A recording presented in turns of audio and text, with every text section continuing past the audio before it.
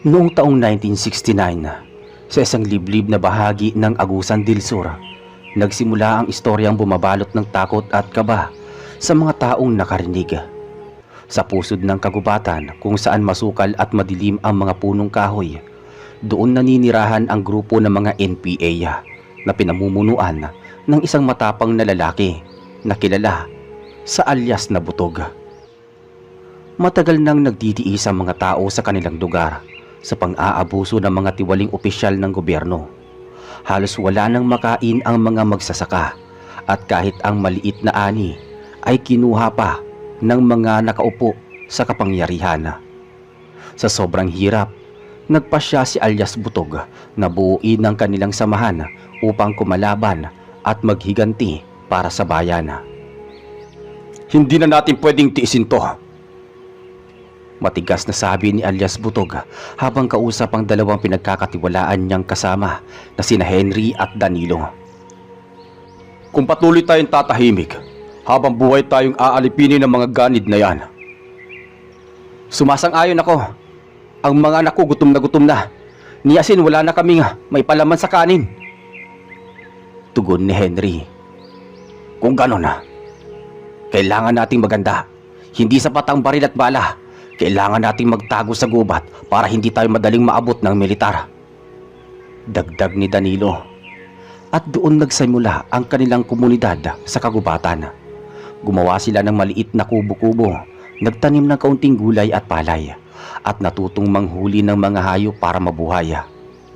Ang gubat ang naging kanlungan nila, malayo sa mata ng pamahalaan. Ngunit isang gabi, habang nagbabantay si Henry sa may bukana ng kampo, nakarinig siya ng kakaibang ungol na tila halong aso at tao.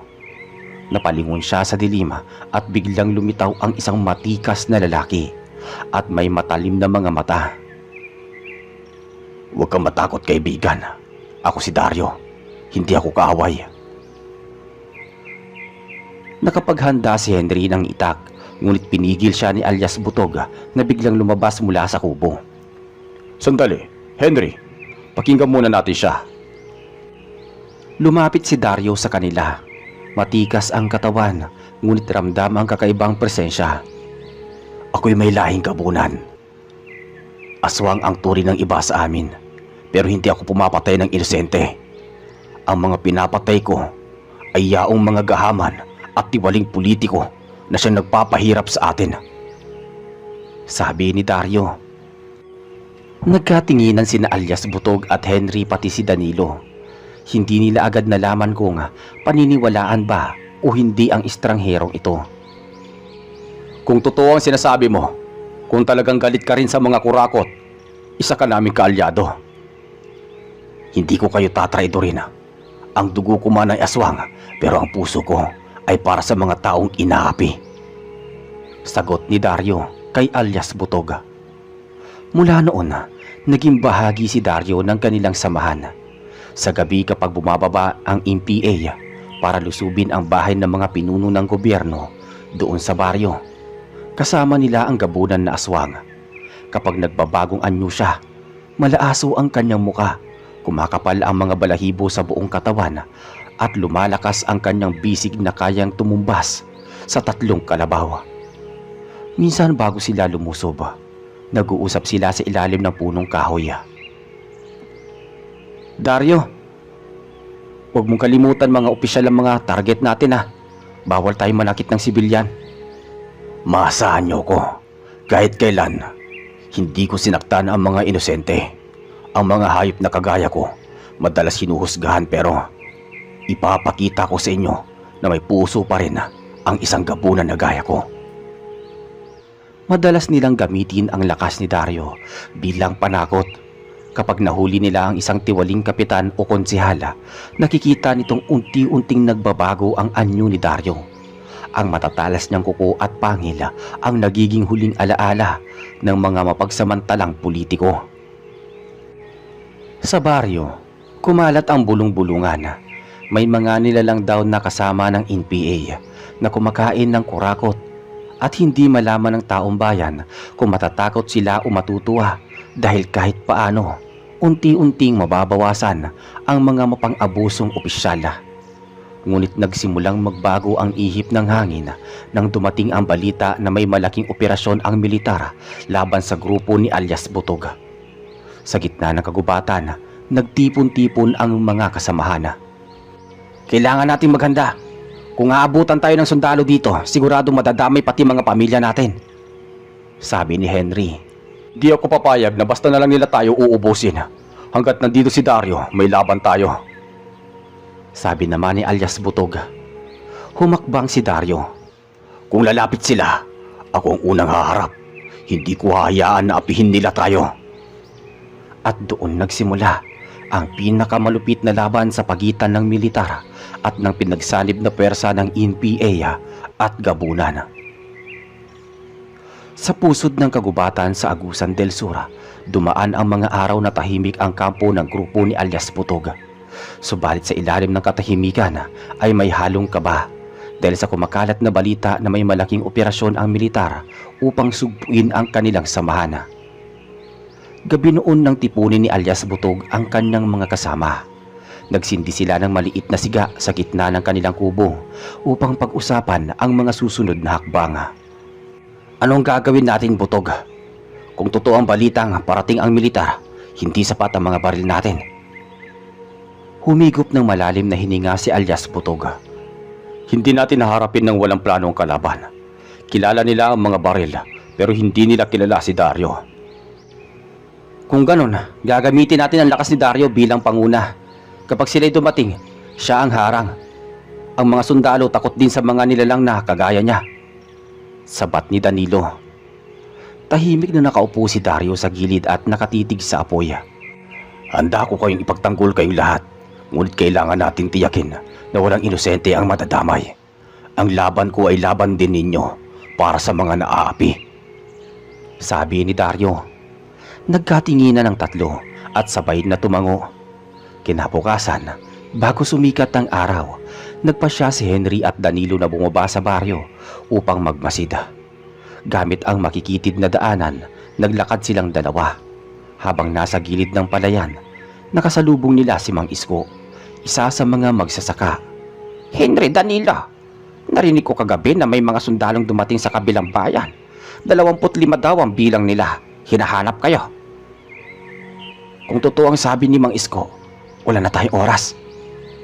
Salamat, Mang Isko, pero huwag kang mag-alala, gagawa kami ng paraan, sagot ni Danilo. Mabilis silang bumalik sa kampo at isinalaysay kay alias Butog ang balita. 25 ang bilang. Hindi natin kayang sabayan ng bala ang bilang nila. Ako ang bahala. Kapag sila lumapit sa gubat, mararamdaman ko. Isa-isa kong babawasan ang bilang nila bago pa sila makarating sa kampo, tugon ni Dario. Kinagabihan, habang mahimbing ang karamihan, nagbantay si Dario sa mataas na bato na tanaw ang daan papasok ng gubat. Ang kanyang pandinig ay mas matalim kaysa sa kahit sino sa grupo. Maya-maya, narinig niya ang kaluskos ng mga bota at ng kalansing ng mga armas. Paparating na sila, bulong ni Dario sa kanyang sarili. Dahan-dahan siyang nagbago ng anyo. Ang kanyang mukha'y tila aso na may matatalim na pangila. Kumapal ang balahibo sa kanyang katawan at ang kanyang mga kuko'y kumikislap sa ilalim ng buwan. Nang makalapit ang 3 sundalo sa unahan ng tropa, biglang tumalon si Dario mula sa taas ng bato. Isang iglap lang, nadagit niya ang isa at hinagis sa makapal na damuhan. Ang dalawa'y napasigaw at agad na nagpaputok ng barila. Subalit mabilis ang Gabunan. Sa loob ng ilang segundo, nakalapit siya at itinumba ang isa pa. Naiwan ang huling sundalo na nanginginig, hawak ang baril. Ngunit bago niya maputok, hinampas siya ni Dario at nawalan ng malay. Pagbalik niya sa kampo, duguan ang kanyang kuko. Napatayo si Henry. Dario, anong nangyari? 3 na ang hindi makakabalik. Pero hindi pa tapos. May 22 pa na paparating, sagot ni Dario. Nagtaas ng kamao si alias Butog. Kailangan natin maging handa lahat. Hindi natin hayaang basta na lang tayo papasukin. sabi ni alias Butog. Lumipas ang 2 araw, lalong sumikip ang gubat. Naririnig ng grupo ang mga putok ng barila at mga sigaw ng mga sundalo na naghahalughog. Pinag-aralan ni alias Butog ang bawat kilos ng militar. Hindi sila susugod agad. Hinihintay nilang magutom tayo. Pero ang hindi nila alam, hindi lang sila ang kakalabanin natin ng barila. Nandito si Dario. Ngunit nagsimulang mag-alala si Danilo. Butog, paano kung madamay ang pamilya natin sa baryo? Kapag hindi nila tayo makita dito, bababa sila at kukunin ang mga mahal natin. Tumahimik si alias Butog, saka tumingin kay Dario. Dario, kaya mo bang protektahan ng mga tao sa baryo kung sakaling bumaba ang mga sundalo doon? Tumingin si Dario sa 3. Oo, pero hindi ko magagawa ng mag-isa. Kailangan ko ng isa sa inyo para gabayan ako sa mga bahay ng mga tao. Kung ganoon, ako ang sasama sa'yo. Mas kabisado ko ang baryo kaysa sa iba, sagot ni Henry. Nagkasundo sila na kinabukasan ng gabi ay bababa sina Henry at Dario upang bantayan ang mga tao sa baryo, habang sina alias Butog at Danilo ay mananatili sa kampo upang ihanda ang mga kasama para sa inaasahang sagupaan. Sa ilalim ng buwan, dumating ang gabing yon. Tahimik na dumaan sina Henry at Dario sa tabing ilog patungo sa baryo. Habang naglalakad, biglang napahinto si Henry nang marinig ang mahinang iyak ng isang bata mula sa masukal na bahagi ng gubat. Dario, narinig mo ba yon? Tumango si Dario at mabilis na suminghot ng hangin. Oo, naamoy ko ang dugo. Agad silang sumilip at nakita ang isang sundalo na hawak ang batang babae. Sugatan ang bata at umiiyak. Dahan-dahang lumapit si Henry, hawak ang kanyang itak. Bitawan mo ang bata! Sigaw niya. Nagulat ang sundalo at tinutok ang baril kay Henry. Ngunit bago niya maputok, mabilis na sumalakay si Dario sa kanyang likuran. Sa isang iglap, natumba ang sundalo at nabawi ang bata. Salamat po! Nanginginig na sabi ng bata habang yakap ni Henry. Umuwi ka na sa inyong bahay. Huwag kang lalabas hanggat hindi ligtas. Matapos mailigtas ni Henry at Dario ang batang babae, nagpasya silang ipagpatuloy ang pagbabantay sa baryo. Tahimik nilang nilibot ang mga daan. Pinagmasdan ang bawat bahay na tila natutulog ng mahimbing. Ngunit sa likod ng katahimikan ay ramdam ni Dario ang kakaibang presensya. Henry, may amoy pulpura sa hangin. May mga sundalo na nakapalibot dito. Sigurado ka ba?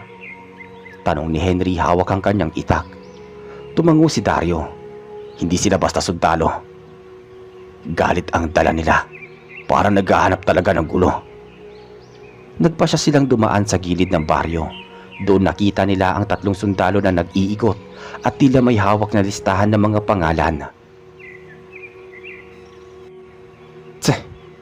Pangalan ng mga miyembro ng NPE siguro yan.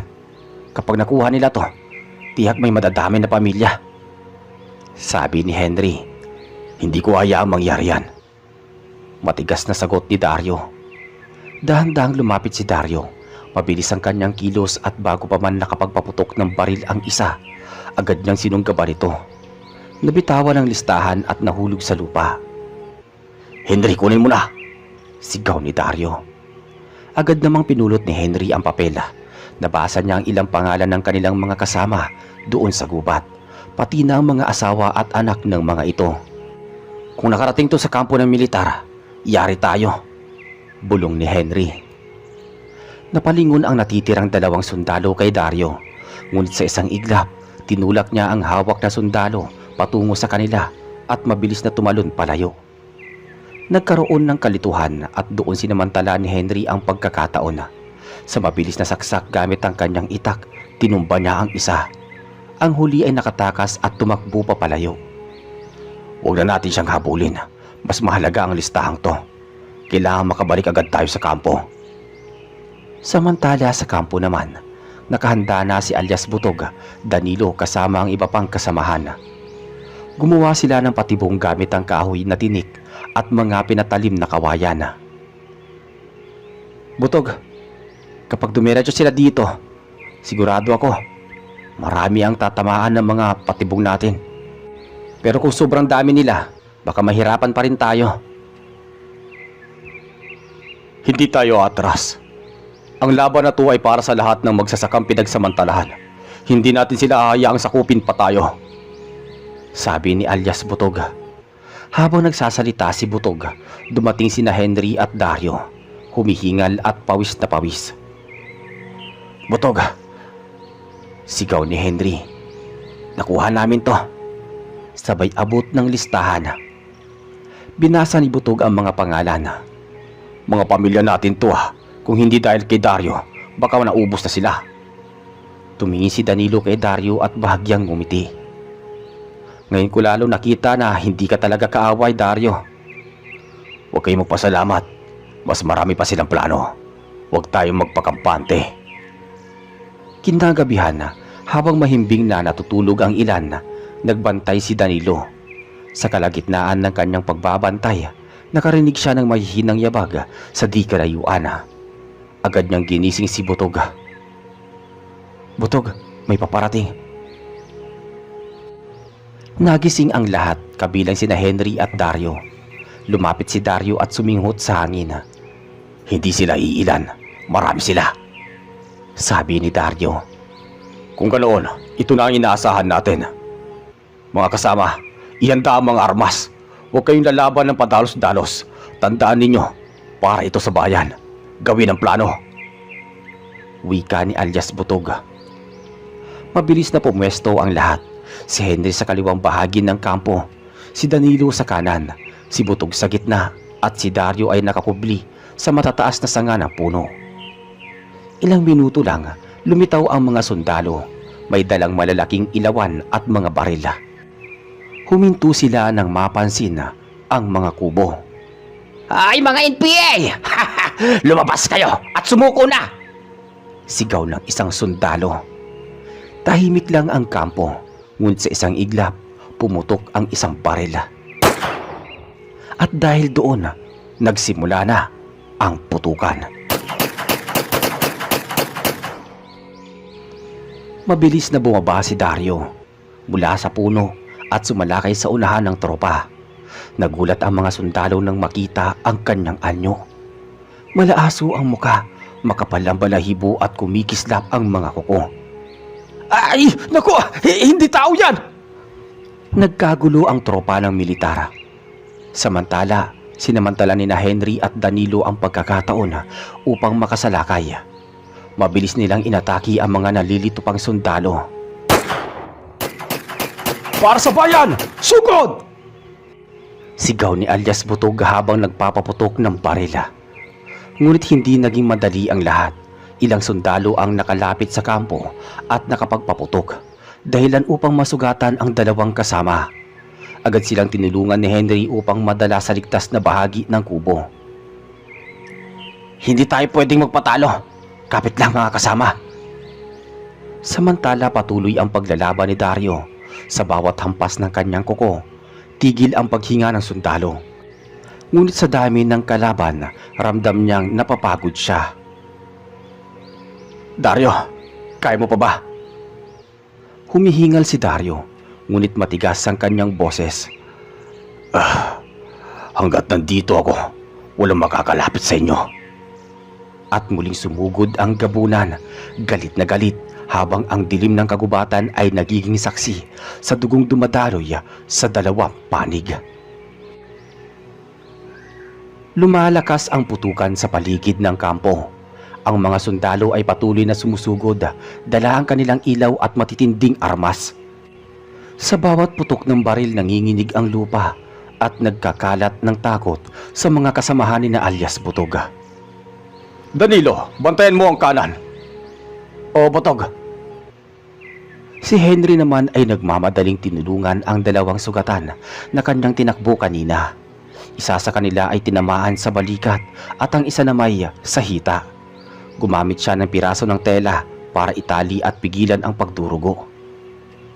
Tiisin ninyo, hindi tayo pwedeng bumagsak ngayon. Bulong ni Henry habang ramdam ang tensyon sa paligid.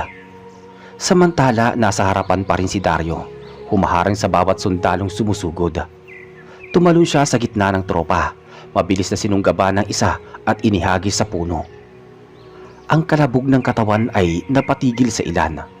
Nang makita ng mga sundalo ang kanyang malaaso at mabalahibong anyo, nag-aatubili silang lumapit.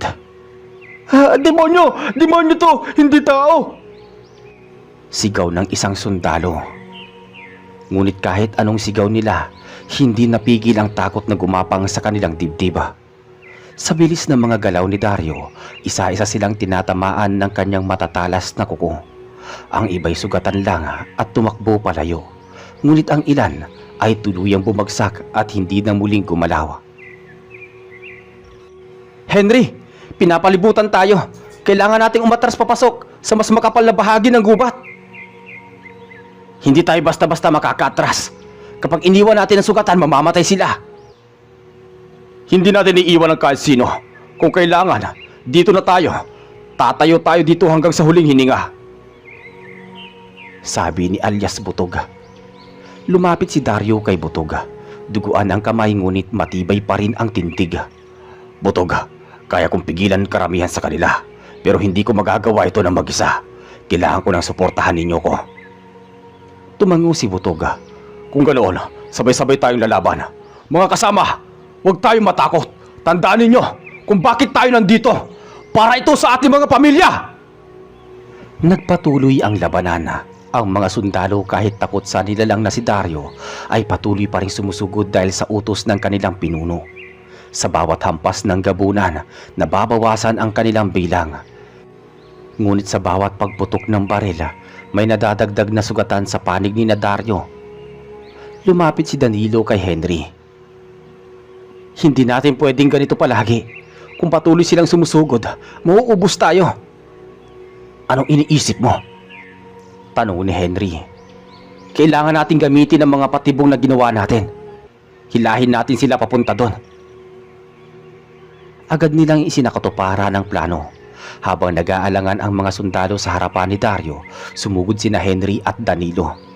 Nagpaputok at tumakbo palayo patungo sa direksyon ng mga tinik at kawayan na inihanda nila. Ang ilang sundalo ay nahulog sa patibong. Nabutas ng matutulis na kahoy. At ang mga kasamahan ay biglang umatras sa gulat. Butog, nagtagumpay tayo sa plano! Sigaw ni Danilo. Ngunit hindi pa rin tapos ang laban. Dumating ang panibagong pangkat ng sundalo mula sa kabilang bahagi ng gubat. Mas marami sila at mas handa. Dala ang mas malalakas na armas. Ang kanilang pinuno ay sumigaw. Huwag kayong matakot! Tao man o halimaw, babagsak sila sa atin! Napasigaw si Henry. Butog, mas marami pa sila. Hindi tayo uurong. Dario, kaya mo pa ba? Wika ni alias Butog. Humihingal na si Dario pero hindi nagpakita ng kahinaan. Hanggat humihinga ako, hindi sila makakalapit. At muling sumiklab ang putukan. Ang gabi ay umalingaw-ngaw ng sigaw, bala at alingaw-ngaw ng mga nagbabangga ang katawan. Ang buwan ay tila nagmamasid sa isang labanan ng tao at nilalang, habang ang kagubatan ay nababalot ng apoy at dugo. Lumala ang sagupaan sa pusod ng kagubatan ng Agusan del Sur. Ang apoy ng mga baril ay nagliliwanag sa dilim ng gabi, habang ang mga sigaw ng sugatan at naglalaban ay umaalingaw-ngaw sa buong paligid. Si Dario, ang gabunan, ay patuloy na nakikipaglaban sa gitna ng mga sundalo. Ang kanyang mga matatalim na kuko ay dumudurog ng kahoy at bakal at ang kanyang mga panggagalit ay nagpatigil ng ilan sa kanilang paglusob. Ngunit kapansin-pansin ang kanyang pagod.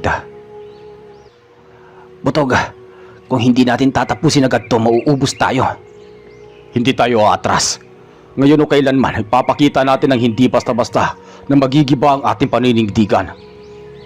Ngunit unti-unti napapalibutan ang kanilang kampo. Ilang kasama ang tuluyan ng bumagsak. Si Danilo habang nakikipaglaban ay tinamaan ng bala sa dibdib at napaupo sa lupa. Henry, Alagaan mo ang pamilya ko. Mahinang bulong ni Danilo habang napapaubo pa. Hindi, Danilo, huwag kang bibitaw! Sigaw ni Henry habang hawak siya. Ngunit tuluyan nang pumikit si Danilo habang dumadaloy ang dugo sa kanyang dibdiba. Nagalit si Henry at sumugod. Walang takot na hinampas ang mga sundalo gamit ang kanyang itak. Ngunit natamaan din siya sa braso. Halos hindi niya na ito maigalaw. Wala na rin bala ang kanyang dalang armas. Samantala si Dario ay nakaharap sa pinuno ng tropa ng militar. Malakas ang loob ng pinuno. Hawak ang matinding armas. Ha! Hindi ka tao! Dito matatapos ang buhay mo, halimaw! Ngunit bago pa siya makapagpaputok, mabilis na sumugod si Dario at sinunggaban ito. Sa isang iglap lang, napailalim ang pinuno sa matinding lakas ng gabunan. Ngunit sa huling sandali, pinaputukan siya nito ng malapitan. Tumama ang bala sa tagiliran ni Dario dahilan upang siya'y mapatras at lumuhod. Dario! Sigaw ni Butog. Tumakbo pa palapit ngunit bago pa makalapit, sinenyasan siya ng gabunan. Butog, huwag kang lalapit. Kailangan kong tapusin to. Sa huling lakas ni Dario, muli siyang tumalon at sinunggaban ang pinuno ng tropa. Pareho silang bumagsak sa bangin sa gilid ng gubat. Isang malakas na sigaw ang narinig, kasabay ng pagbagsak ng dalawang katawan sa kadiliman. Tahimik ang ilang segundo, tila napako sa kinatatayuan ang lahat. Ang sundalo man o kasama ni Butog nang makita ng militar na wala na ang kanilang pinuno at marami na ang bumagsak sa kanila, nagpasya silang umatras. Umatras tayo! Umatras! Sigaw ng isa at isa-isa silang tumakbo palayo sa kagubatan. Iniwan ang kanilang mga kasamahang patay na. Sa kampo, natira sina alias Butog, Henry at kaunting kasamahan. Halos kalahati ng kanilang grupo ang bumagsak sa labanang iyon. Ang kagubatan ay tahimik na muli, ngunit ang amoy ng pulbura at dugo ay nananatili sa hangin. Lumapit si Henry kay Butog. Butog, si Dario. Wala na ba talaga siya? Tahimik na napaupo si Butog sa lupa. Inialay niya ang kanyang buhay para sa atin. Hindi siya halimaw. Siya ay naging sandata ng mga naaapi. Siya ay bayani. Nagluksa ang buong grupo. Alam nilang hindi na muling babalik si Dario. Ngunit ang alaala ng kanyang tapang ay mananatili sa kanilang puso. Lumipas ang mga buwan. Nagpatuloy ang laban ni na alias Butog, ngunit dala nila ang kwento ng isang gabunan na naging kakampi ng tao. Sa bawat gabi na tahimik ang gubat, may mga bulong-bulungan ang mga magsasaka. May nilalang daw na nagbuwis ng buhay para sa bayan. At sa mga sumunod na taon naging alamat sa Agusan del Sur ang kwento ni Dario, ang gabunan na hindi piniling maging halimaw, kundi maging bayani. Magpasa hanggang ngayon, patuloy na umiiral ang grupo ng NPA. Sila ang patunay at nagpapatunay na maraming sindikato sa gobyerno at mapang-api sa pera at kapangyarihan. Ngunit kahit kailan, hindi nabuwag ang kanilang paninindigan na bahalang araw, magbubunga rin ang kanilang mga pinaggagawa at makakamit nila ang magandang kinabukasan para sa kanilang pamilya at para sa ating bansa.